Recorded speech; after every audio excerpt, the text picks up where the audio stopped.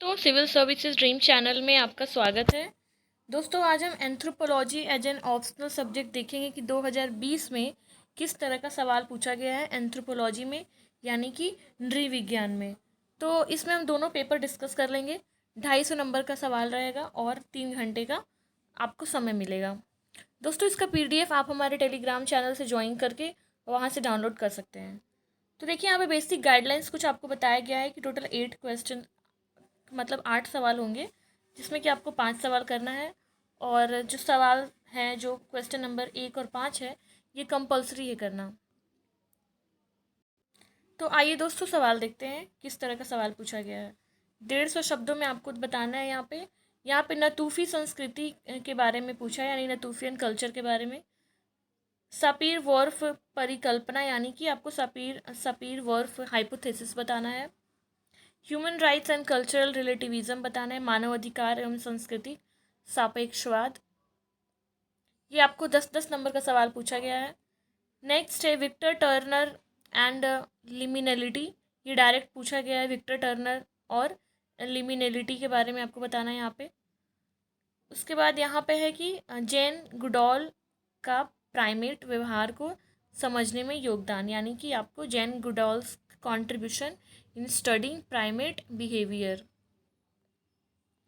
अगला सवाल है, क्रिटिकली इवेलुएट करना है आपको the contesting theories of the emergence and the dispersal of modern homo sapiens. यानी कि दोस्तों, आपको यहाँ बताना है कि जो आधुनिक होमोसेपियंस के उद्भव एवं वितरण संबंधी विवादात्मक सिद्धांतों का समालोचनात्मक मूल्यांकन करिए। अगला सवाल है कि आपको इरविंग गॉफमैन्स का कॉन्सेप्ट बताना है टोटल इंस्टीट्यूशंस, और उसका रेलिवेंट, उसका मतलब बताना है कि किस तरीके से आज की सोसाइटी में भी उनके थ्योरी का, उनके कॉन्सेप्ट का उतना ही रेलिवेंस है। आपको यहाँ पे डिफ्रेंशिएट करना है लोअर पैलियोलिथिक कल्चर और middle Palaeolithic culture with suitable examples. तो यहाँ पे आपको ये जो है पैलियोलिथिक कल्चर्स और जो ये सब पढ़ना है, ये आपको एंशिएंट हिस्ट्री में भी पढ़ना है। अगला है आपको कि आपको फेमिनिस्ट मूवमेंट का इम्पैक्ट बताना है on universality of marriage and family structure, यानी कि विवाह और परिवार संरचना की सार्वभौमिकता पर नारीवादी आंदोलन के प्रभाव की व्याख्या करिए। क्रिटिकली एग्जामिन करना है आपको demographic and epidemiological consequences with rise in food production and sedentism, यानी कि आपको खाद्य उत्पादन और स्थानबद्धता में वृद्धि के कारण जनसंख्या के डेमोग्राफिक और महामारी विज्ञानीय परिणामों का समालोचनात्मक परीक्षण करना है। आपको यहाँ पे डार्विन और पोस्ट डार्विन की थ्योरीज ऑफ इवोल्यूशन बताना है, किस तरीके से उनकी डेवलपमेंट एक सिंथेटिक थ्योरी ऑफ इवोल्यूशन से हुई। नेक्स्ट है कि आपको यहाँ बताना है कि various anthropological approaches to the study of personality and culture. यहाँ पे आपको बस सिंपली बहुत सारे एंथ्रोपोलॉजिकल अप्रोचेस बताने हैं। नेक्स्ट है कि आपको एग्जाम्पल के साथ बताना है कि कितने तरह के वेरियस टाइप्स ऑफ जो लोकोमोशन पैटर्न्स होते हैं वो among the non human primates.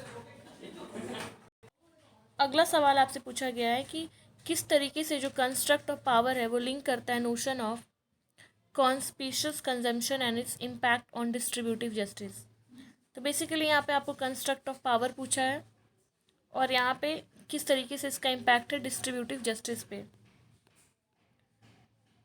अगला सवाल आपसे पूछा गया है कि आपको 150 शब्दों में लिखना है रेसिज्म, और यहाँ पे आपसे पूछा है कि यूजेनिक्स के बारे में बताना है, जेनेटिक ड्रिफ्ट के बारे में बताना है, एक्सपेरिमेंटल इथनोग्राफी के बारे में बताना है। आपको इसका हिंदी है, अगर आपको समझना है तो साथ में लिखा हुआ है, आप पढ़ लीजिए। एथनिक एंड जेनेटिक इंजीनियरिंग, नीति शास्त्र एंड और आनुवंशिक अभियांत्रिकी इसको कहते हैं, और यहाँ पे आपको सेनेसेंस बताना है।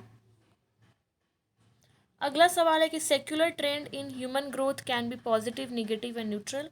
आपको एग्जाम्पल के साथ बताना है कि मानव वृद्धि में लौकिक यानी सेक्युलर प्रवृत्ति सकारात्मक, नकारात्मक अथवा तटस्थ हो सकती है। नेक्स्ट है describe the impact of infectious disease on indigenous populations. किस तरीके से जो इन्फेक्शियस डिजीज़ होती है, बीमारी होती है, वो इंडिजीनियस पॉपुलेशन पे उसका क्या प्रभाव है वो आपको बताना है यहाँ पे। लिंग गुणसूत्रों के संख्यात्मक विपथन कैसे आनुवंशिक विकारों का कारण हो सकता है, यानी कि how many numerical aberrations in sex chromosomes lead to genetic disorders. आपको एक्सप्लेन करना है कि किस तरीके से variations language usage is related to social inequality, किस तरीके से जो भाषा प्रयोग में जो विभिन्नताएं कैसे सामाजिक असमानता से संबंधित है, यानी कि जिस तरीके से जो लैंग्वेज में वेरिएशंस होते हैं, चेंजेस होते हैं, वो सोशल इनइक्वालिटी को कैसे रिलेट करते हैं। आपको bio culture responses to extreme climatic events यहाँ पे डिस्क्राइब करना है। नेक्स्ट है कि how do marriage rules impact the gene pool of populations, यानी कि समष्टियों में विवाह के नियम कैसे जीन कोश को प्रभावित करते हैं। यहाँ पे पूछा है कि किस तरीके से how can synergising the core branches of anthropology reinvigorate the holistic spirit of the discipline, यानी कि नृ विज्ञान की मूल शाखाओं की सक्रियशीलता से विषय के समग्र स्वरूप को कैसे पुनर्जीवित किया जा सकता है। मानव कल्याण में मानव जीनोमी शोध के क्या अनुप्रयोग है, यानी कि आपको human genomic research in human welfare में क्या एप्लीकेशन है ये आपको बताना है। बेसिकली अगर आप देखेंगे तो ये साइंस एंड टेक वाले पार्ट में भी आ जाएगा। आपसे फिर पूछा गया है कि किस तरीके से how have the interpretation and presentation of data changed from classical to contemporary writings in anthropological context, किस तरीके से इंटरप्रिटेशन और प्रेजेंटेशन ऑफ डेटा है वो चेंज हो गया है बहुत पहले का, यानी एंशियंट क्लासिकल से कंटेम्प्रेरी राइटिंग्स, यानी कि अभी में कैसे, मतलब अभी जो एरा है इसमें कैसे ये परिवर्तन आए हैं। तो दोस्तों अब हम पेपर 2 सॉल्व करेंगे। पेपर 1 में सवाल पूछे गए। दोस्तों पेपर 2 का पहला सवाल है सेक्शन ए का कि आपको 150 शब्दों में बताना है कि Robert Bruce Foote to Indian archaeology, यानी कि यहाँ पे रॉबर्ट ब्रूस फूट का योगदान क्या है आपको ये बताना है। नेक्स्ट है कि आपको डिबेट करना है आर्यन इन्वेजन में, यानी कि आर्य आक्रमण पर वाद विवाद, यानी कि आपको डिबेट करना है।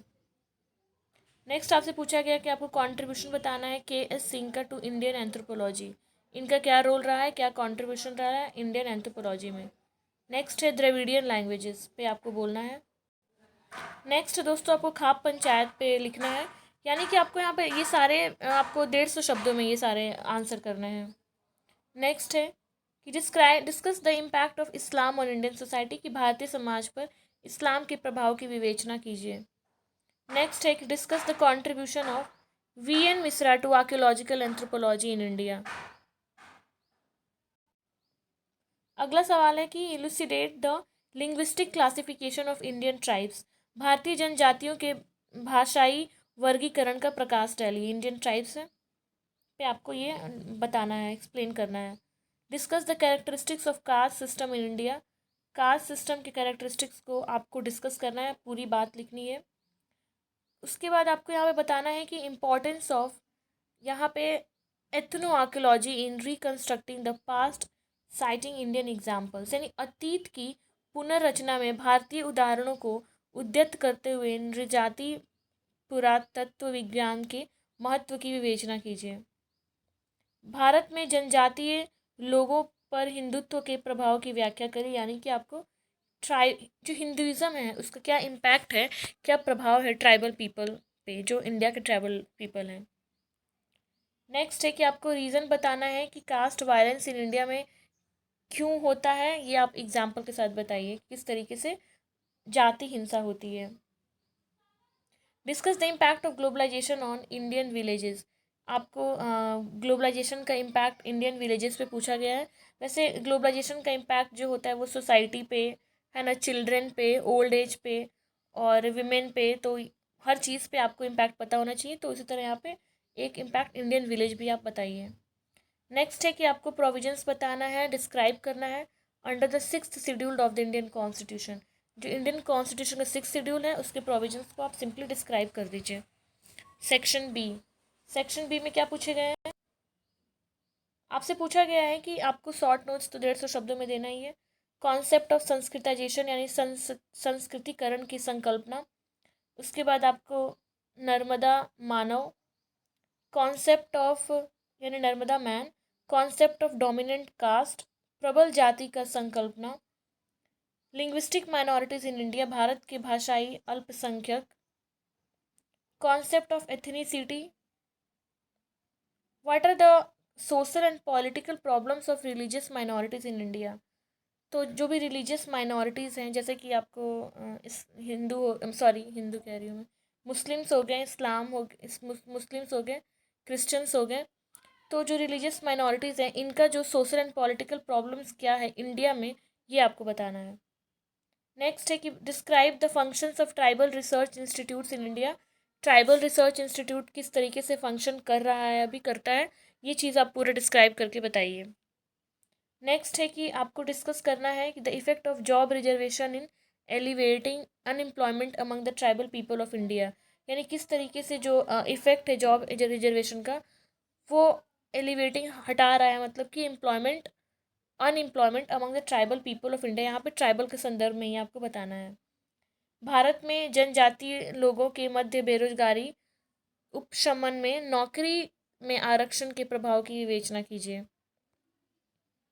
नेक्स्ट है कि आपको डेवलपमेंट का इम्पैक्ट बताना है। डेवलपमेंट इंड्यूस्ड डिस्प्लेसमेंट, जो यहाँ पे ट्राइबल पीपल का डिस्प्लेसमेंट होता है डेवलपमेंट के नाम पे, ठीक है, जो विकास के नाम पे जो उनकी डिस्प्लेसमेंट होती है इंडिया में, उसका इम्पैक्ट बताना है और एग्जाम्पल के साथ बताना है, ठीक है।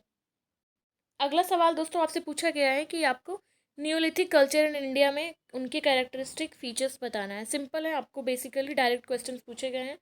क्रिटिकली इवेलुएट करना है state of implementation of the constitutional safeguards for the scheduled caste, यानी कि जो भी इम्प्लीमेंटे कॉन्स्टिट्यूशनल सेफगार्ड है उसके इम्प्लीमेंटेशन को आप बताइए, जो हम शेड्यूल्ड कास्ट के लिए यानी एसएस के लिए है कॉन्स्टिट्यूशन में हमारे। नेक्स्ट है discuss the regionalism and demand for autonomy in India from anthropological perspective with respect to Kashmir, Nagaland, Bodoland, Gorkhaland agitation, यानी कि आपको रीजनलिज्म का को डिस्कस करना है और उसके बाद आपको बताना है किस तरीके से ऑटोनॉमी की डिमांड होती है इंडिया में फ्रॉम एंथ्रोपोलॉजिकल पर्सपेक्टिव से आपको बताना है, आपको ऐसे जनरली नहीं बताना है।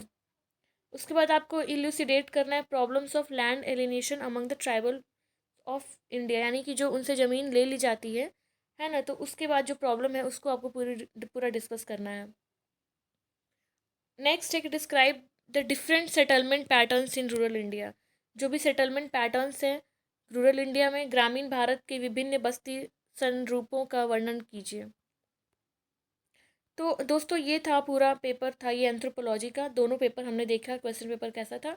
तो आज की वीडियो में इतना ही, फिर नेक्स्ट वीडियो में कोई नई ऑप्शनल का सब्जेक्ट का हम डिस्कस करेंगे क्वेश्चन पेपर।